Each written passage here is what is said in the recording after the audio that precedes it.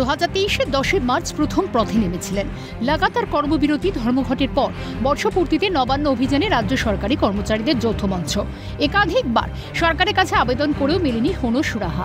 অবশেষে আদালতের অনুমতি নিয়ে নবান্ন অভিযানে নামেন রাজ্য সরকারি কর্মীরা। হাওড়া স্টেশন থেকে নবান্ন পর্যন্ত চলে মিছিল।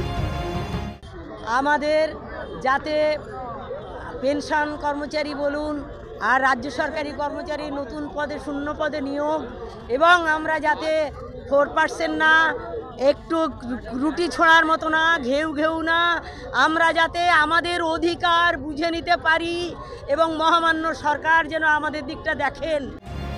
4 দফা দাবিতে নবান্নে আসেন সরকারি কর্মীরা। বকেয়া দিয়ে বন্টন, বিভাজনের রাজনীতি বন্ধ করে গণতন্ত্রের পুনঃপ্রতিষ্ঠা, জাতীয় শিক্ষানীতি বাতিল, শূন্যপদে স্বচ্ছভাবে কর্মী নিয়োগ, অস্থায়ী কর্মচারীদের স্থায়ীকরণ এবং বন্ধ স্কুল পুনরায় চালুর দাবিতে পথে নামেন তারা।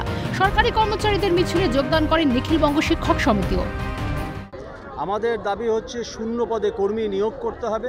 সমস্ত শূন্য পদ পড়ে রয়েছে।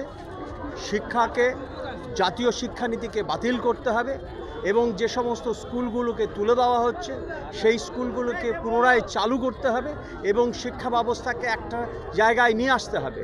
এর সঙ্গে দাবি হচ্ছে গণতন্ত্র যেভাবে লুণ্ঠিত হয়েছে এই গণতন্ত্রকে পুনঃপ্রতিষ্ঠা করবার জন্য আমাদের এই লড়াই।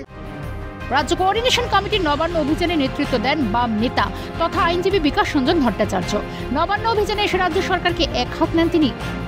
আমি আপনাদের অভিভাবক, কিন্তু আপনার খিদে পেলে আপনি কাঁদলে আপনার গালে 3 থাপ্পড় দিয়ে দেবো, খাবার দেবো না, তাকে আমরা অভিভাবক হিসেবে স্বীকার করতে চাই না এবং কোনো সাধারণ মানুষও স্বীকার করে না। আপনি এনজিওদের টাকা দিচ্ছেন, ক্লাবগুলোকে টাকা দিচ্ছেন, আপনি পুজোয় টাকা দিচ্ছেন, কাদের জন্য? বিজ্ঞাপনে টাকা দিচ্ছেন, কোটি কোটি টাকা বিজ্ঞাপনে নষ্ট করছেন উনি এবং মোদি পাল্লা দিয়ে। অর্থাৎ বিজ্ঞাপন দিয়ে নিজের মুখ দেখিয়ে যদি আপনি ক্ষমতা প্রতিষ্ঠিত করতে চান তাহলে ভুল করছেন, মূর্খের স্বর্গে বাস করছেন। 14 তলায় বেশি দিন থাকতে হবে না।